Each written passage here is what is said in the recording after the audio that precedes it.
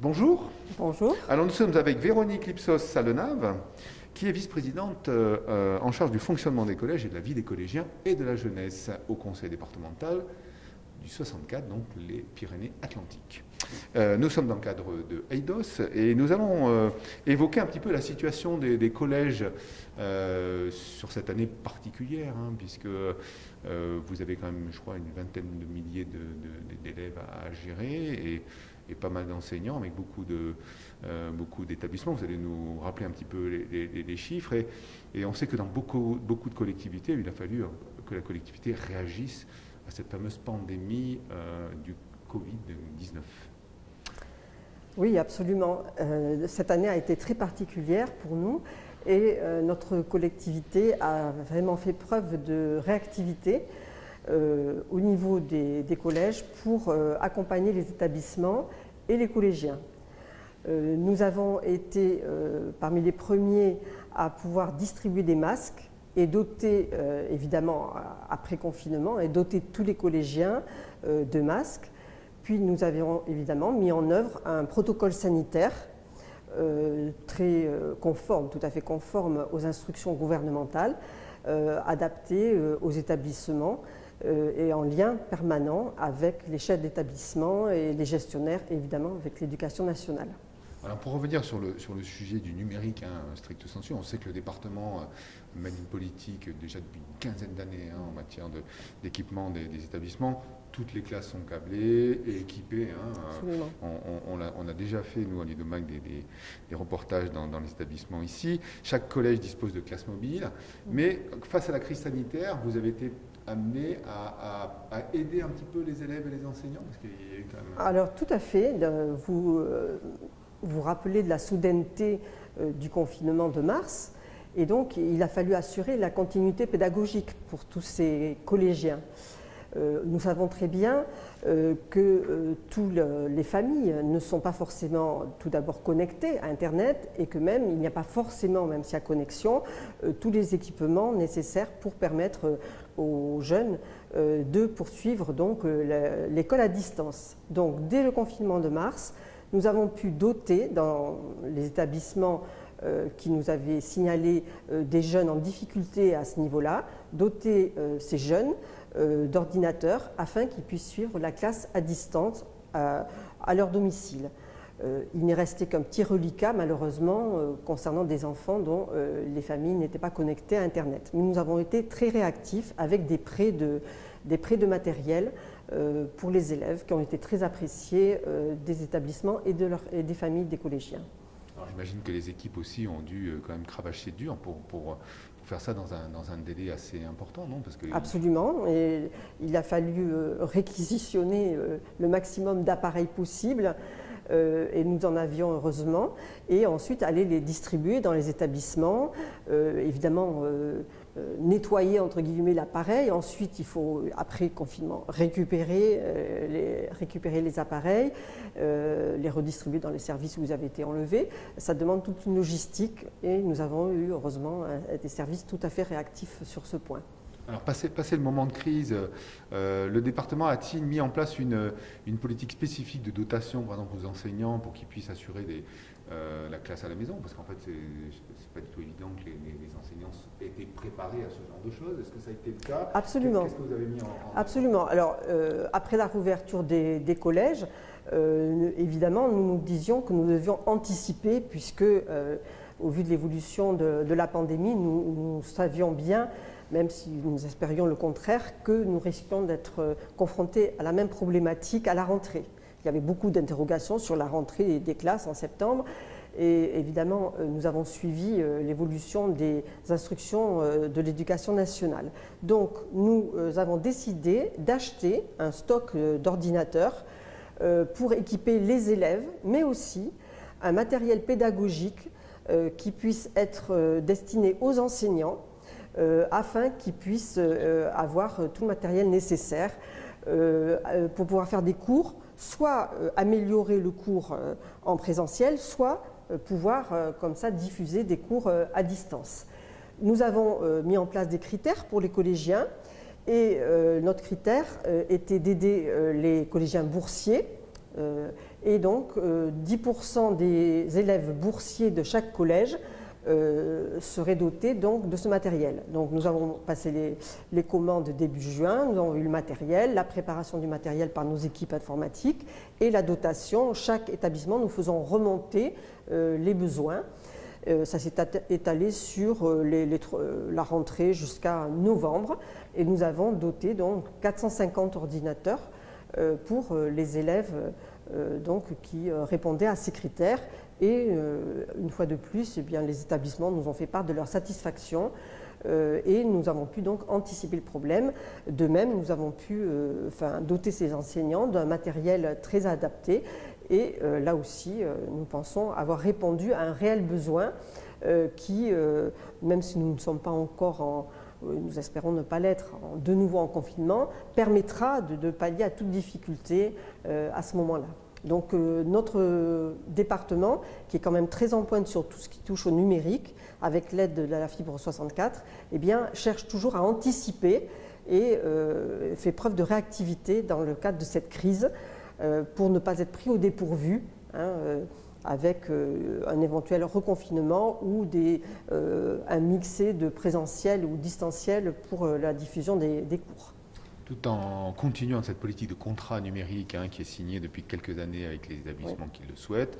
Donc il y a une sorte de continuité malgré la crise et c'est très bien. Donc on en revient à AIDOS, 13e édition d'AIDOS 64. Forum des pratiques numériques pour l'éducation, qui en général est un événement tournant dans plusieurs pôles, côté maire, côté intérieur, pour bien gérer la politique territoriale. Cette année, boum, il a fallu s'y mettre et de prendre une grosse décision. Alors, on est tous en distanciel, sauf ici, nous sommes à Pau aujourd'hui. Est-ce que vous pouvez expliquer un petit peu quel a été ce choix qui a été fait Oui, alors comme vous l'avez rappelé, effectivement, nous essayons d'une manière générale de mettre en valeur des collèges à l'occasion des IDOS, une fois côté Pays Basque, une autre fois côté Béarn.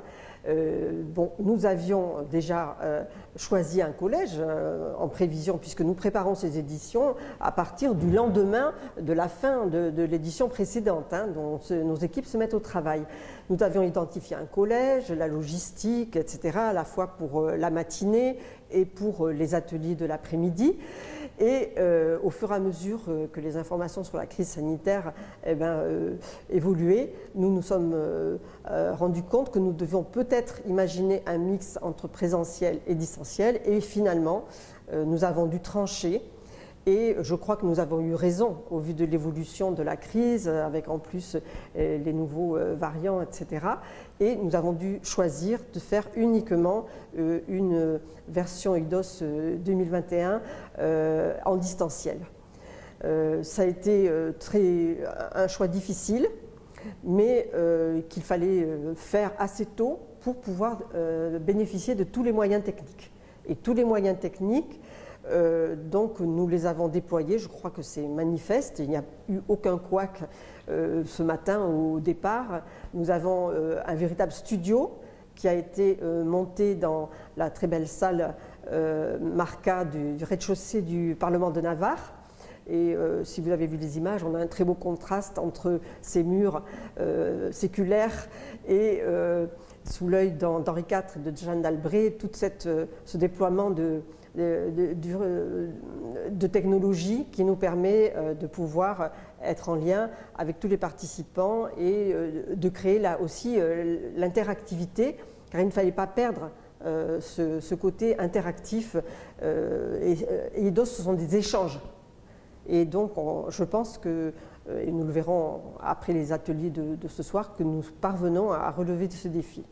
Alors vous avez choisi comme thème l'intelligence artificielle dans le numérique éducatif. C'est quand même, comme vous parliez de ça, on est très loin de l'histoire, on est plutôt dans le futur. Pourquoi interroger ce thème-là à IDOS 64 ça représente un peu la politique du département en matière d'innovation? Alors, AIDOS, son but, c'est de coller à la réflexion en général sur les usages numériques dans l'éducation. Également, son but, c'est d'anticiper.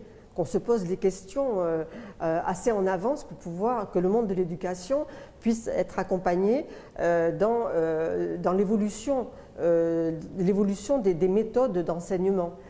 Et donc, on voit bien que dans la vie quotidienne, depuis déjà plusieurs années, nos concitoyens sont habitués, alors même s'ils ne posent pas le nom d'intelligence artificielle, mais avec tout le monde est connecté, on parle de robots, etc. Donc, déjà dans le quotidien, il y avait cette présence de l'intelligence artificielle. Et évidemment, le monde de l'éducation ne déroge pas à cette évolution. Il est nécessaire de se poser cette question parce qu'en fait, grâce aux évolutions technologiques dans le numérique, évidemment, le monde de l'éducation doit se poser des questions. On n'enseigne plus comme autrefois. Les relations enseignants et élèves sont totalement modifiées avec les nouveaux outils numériques. Nous savons très bien que les jeunes s'adaptent très vite au numérique. Nous-mêmes, enfin ma génération, on est parfois un petit peu dépassés. Et j'avoue que pour moi, l'intelligence artificielle, tout de suite, on est presque dans la science-fiction. J'ai un peu honte de le dire, mais c'est un peu ça, ma perception.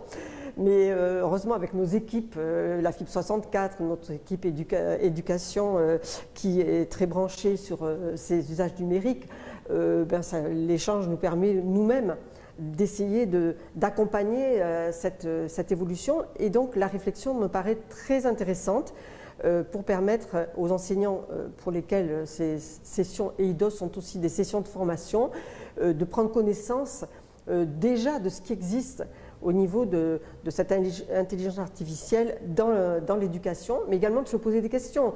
Il y a des questions presque de l'ordre de l'éthique. Hein. Vous avez vu qui est le maître. Qui est le maître? Finalement, est-ce qu'on peut avoir des enseignants totalement désincarnés? Bon, évidemment, ce n'est pas du tout dans notre ADN.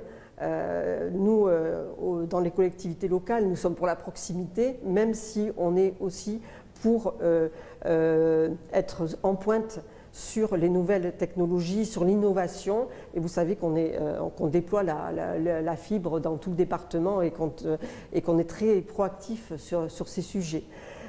Donc, je pense qu'on est arrivé à un point tel, et l'évolution technologique est telle dans le numérique, qu'il fallait un temps d'arrêt et de réflexion pour aborder cette thématique. Alors on voit que vous êtes vraiment engagé dans le sujet et alors je vous félicite déjà d'avoir maintenu cet événement parce qu'en fait beaucoup d'événements en France ont été simplement Absolument, annulés. On s'est même posé la question, mais nous avons souhaité qu'il n'y ait pas tout d'un coup une année blanche au niveau d'EIDOS et je crois que nous avons eu raison. On fera évidemment le bilan à la fin de cette journée. C'est clair, donc on va rappeler que c'est organisé, par le conseil départemental, Fibre 64, qui est anciennement Numérique 64, je crois que c'était, et la direction de la DSDEN 64. Ah, absolument. Et effectivement, les services du rectorat, notamment la DAN. La DAN, oui, absolument. Et Canopé. Et Canopé aussi, qui nous soutient. Oui, tout à fait. D'ailleurs, je tiens à remercier tout le monde. Dans notre comité de pilotage, tout le monde se retrouve. Nous sommes en lien permanent, que ce soit pour le choix de la thématique, mais les modalités, la recherche des intervenants, les plus pertinents, les conférenciers que nous souhaitons toujours de haut niveau pour permettre d'aboutir la réflexion. Et tout ça se fait en coopération. Et là, je remercie vraiment tout le monde et les intervenants, les conférenciers qui ont accepté aussi d'intervenir dans ces conditions. Ce n'est pas forcément évident de ne pas avoir un public devant soi. Et les intervenants pour les ateliers, car là aussi, monter un atelier en distanciel, ça peut présenter quelques difficultés, mais tout le monde a répondu présent et je leur en sais gré vraiment. Bien, mais il me reste à vous remercier, Véronique Lipsos-Salva, Madame la Vice-Présidente, et donc bonne journée à tous. Bien, merci à vous, merci de votre présence et de votre accompagnement face à notre événement EIDOS 64. Merci beaucoup.